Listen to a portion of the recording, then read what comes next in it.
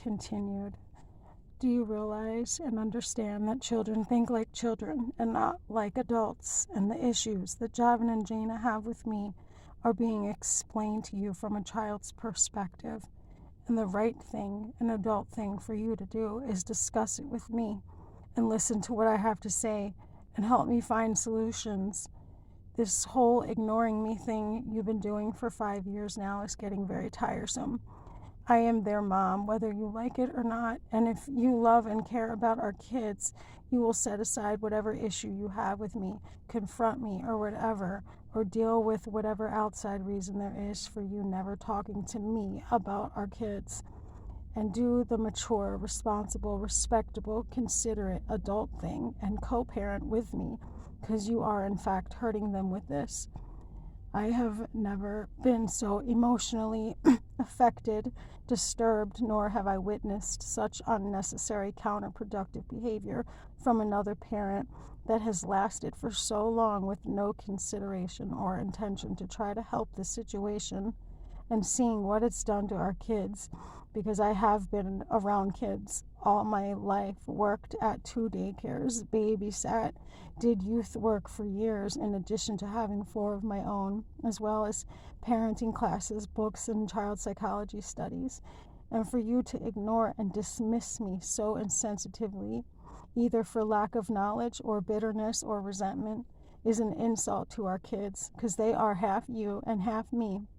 And they need us both and need us to work together. To not show them that you care enough about them to do something is beyond sad and disappointing. And there should be no one you choose not to disappoint over them. If you have to choose between our kids and someone else to disappoint, don't choose our kids, because when they grow up and think like adults, they are going to be shocked, hurt, and disappointed, and likely resent you, because that's what always happens with situations like ours. If you really can't see what's in their best interest, let's go talk to a professional and get some advice. If you are right, then they will confirm it, and I will back off. I don't know what else to do.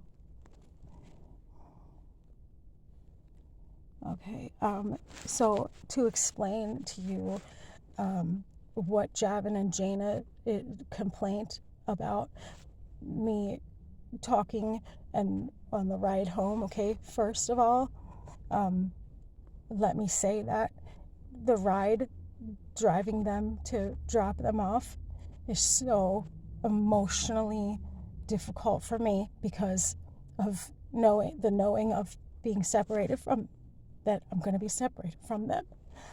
And then the talking is that, okay, our kids, when they do or say something that requires correction, okay, I am going to correct them and explain why. And because I've not been able to be there for the past 5 years, and clearly they are not getting the necessary guidance and parenting that most kids get, and that all kids should have. And that's the kind of mom that I am and was, very involved. And so then I overdo it. And I don't mean to overdo it, but it's just because I have so much to say, because they don't ever, I know that they don't ever hear it. And they've been missing out on 5 years of all these things that I have to offer them and the things that I can teach them. And because my emotions are already just completely in a I don't know how to explain it. It's just very painful knowing I'm going to separate from them. So then it's just my brain. I get distracted in talking to them, and I'm like my dad. My dad lectured us. He just go on and on and on. Okay, but that's not a, like, oh my gosh, there's way worse that parents do. And so Jaina and Javan, they're not used to it. Our kids aren't used to parenting like that. They're not used to it. And I'm not trying to like be mean or insult you, but Jay, like, you're not there. You're working most of the time. And uh, I just know that they're missing out. And if you could just be honest enough and admit that, you don't know what goes on while you're at work, okay? But I'm telling you, for our daughter Juno to say that it feels like she's alone all the time is a pretty good indication that Karen is not, um, interacting with them for the most part. Maybe like a couple minutes here and there or whatever, but I just don't see that. She didn't do it with Alicia, and I just don't see it with our kids either. And either way, it not like me. What I have for what the mom that I am is what our kids need. And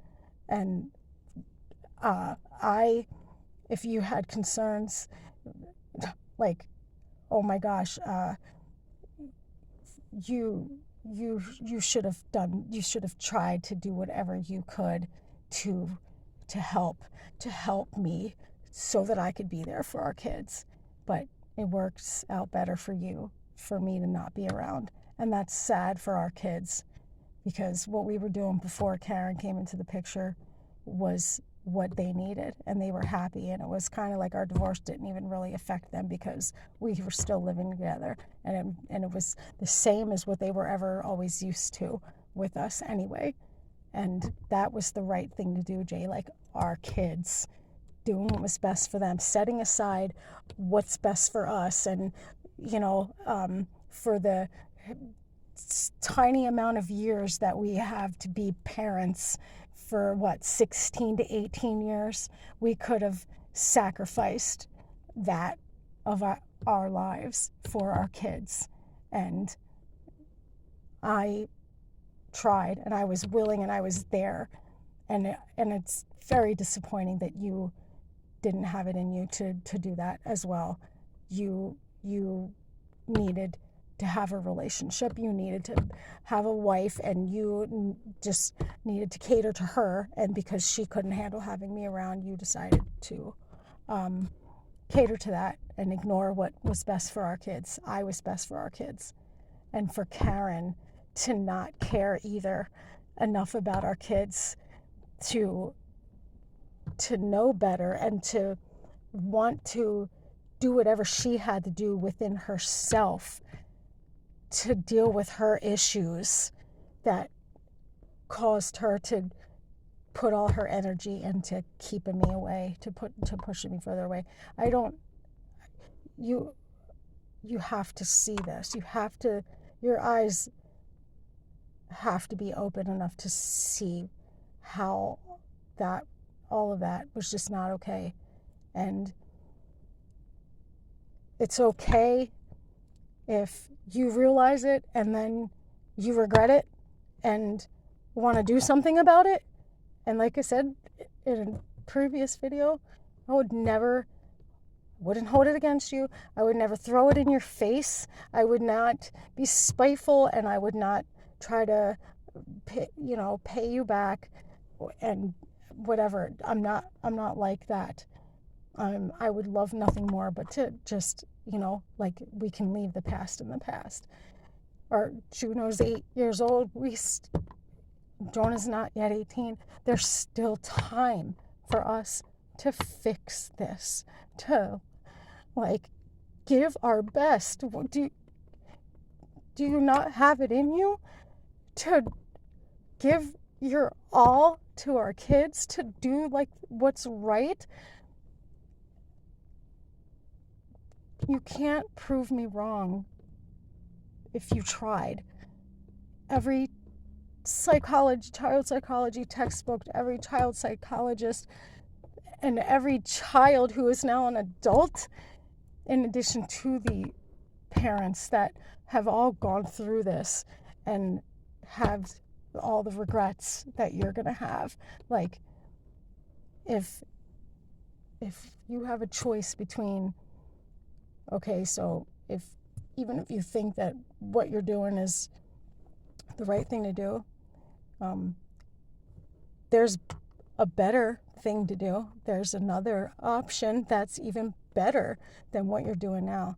And why hold that back? Why rob our kids of that? Why would you not want to show them that you love them enough to at least put in the same effort that I have in their eyes, what they've seen, like all the letters that I've written you and these videos that I make for you, and trying to do therapy with you for them. Like, they know all this. They know, especially Jonah, like, knows how much I want to be your friend and have what we had before, because that would rock for our kids to have to see the relationship that me and you used to have as friends, for our kids to see that and be exposed to that and be around that. That's all I'm saying is, and if your wife and mom can't accept that, like, okay, because your mom's scared that I'm going to lead you guys to hell. I know that's what's going on. That's her problem, Jay. Like, I'm not going to lead you guys all to hell. We don't even ever have to talk about religion. Because if we're just going to go by lifestyle itself, okay, I'm a Christian, totally. I got the love and the golden rule. It's just my lifestyle. And so that's an issue with your mom that she's going to have to deal with. You can't let her take this from our kids because of her fears. It's wrong, and you're not helping. You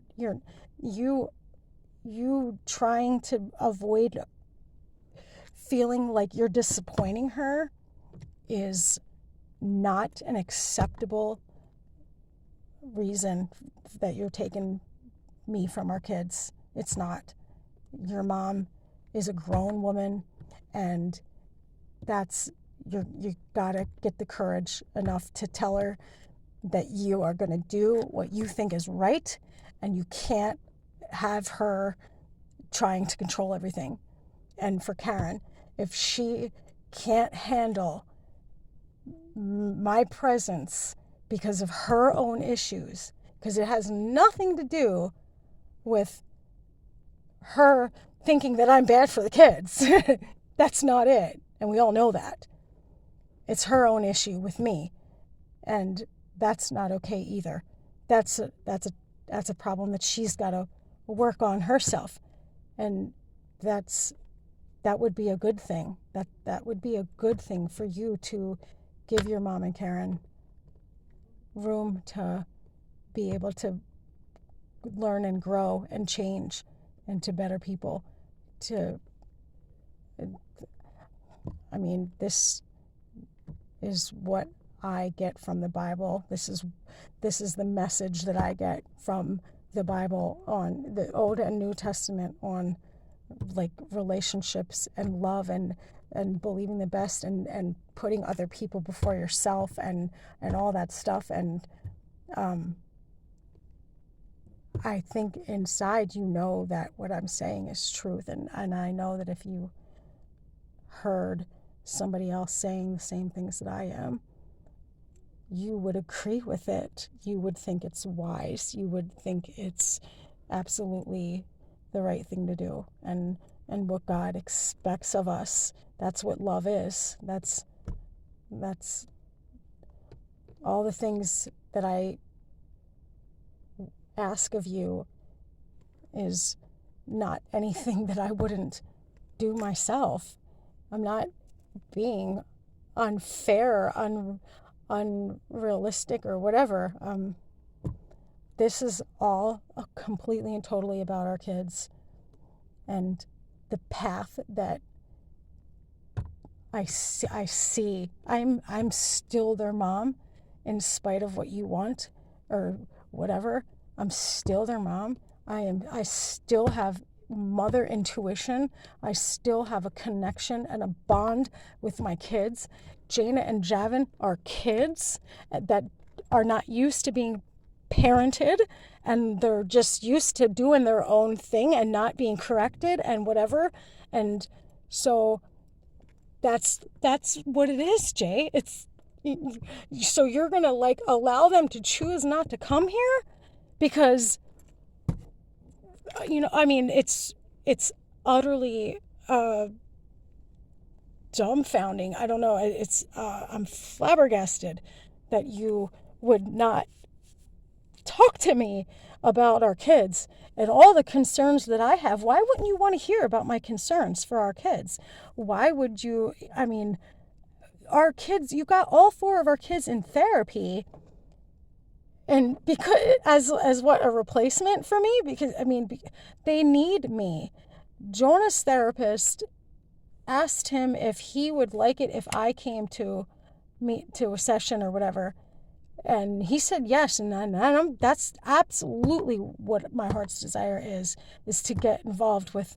I want to, obviously me and Javan need therapy because I admit we need help. I can't do it on my own. I don't know, but I want a good relationship with Javan. And Jainah, she's my daughter. She's my firstborn daughter. She's my mini me. Like I cherish all my kids the same.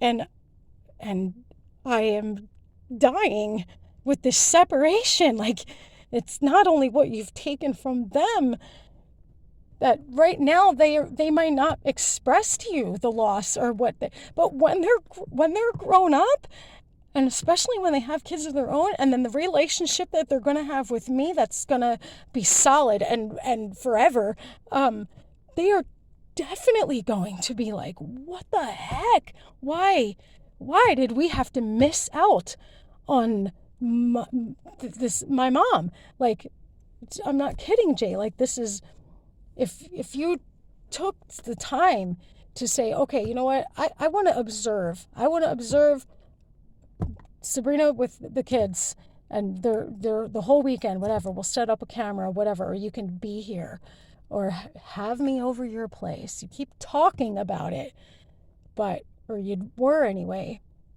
Then you get this order preventing me from coming there, which I'm pretty sure, I feel like that was your mom. I don't think that you would have initiated that or thought even to do that on your own. I really just, I was with you for 13 years. I thought I knew you. I just never thought you were the kind of guy that would do something like that. I didn't express any aggression. I didn't even go there. And even our son Jonah thinks that was just unnecessary. But there's a lot of deception going on, and there's a lot of manipulation, and there's a lot of just complacency, or there's no energy is going into trying to make a difference, to try to help this. And what is your reason for that? Why do you think that this is okay for you to just sit back and continue letting things be the way that they are with our kids? See, kids need their mom, Jay. It is a universal, God-ordained, scientific, psychological, biological thing that is like, kids need their mom, and when they don't have their mom, they have problems. And therapy, sending them to therapy as a band-aid when you can actually do something to make a difference, I mean, I'm not a horrible person at all. And